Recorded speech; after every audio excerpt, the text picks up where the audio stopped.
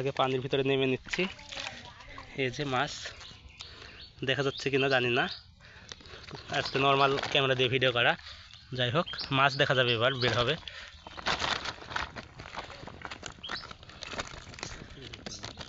এই যে 3 কেজি মাছ আছে এখানে, বাজার থেকে কিনে আনলাম।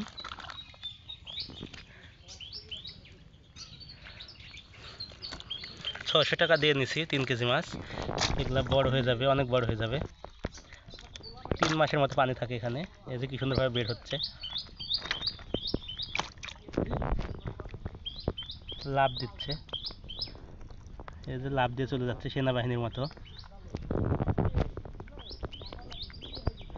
খুবই সুন্দর।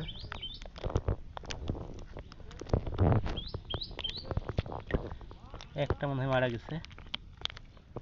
এতগুলো মাছ এভাবে আনা উচিত হয়নি, কোনো বালতি অথবা গামলাতে আনা উচিত ছিল।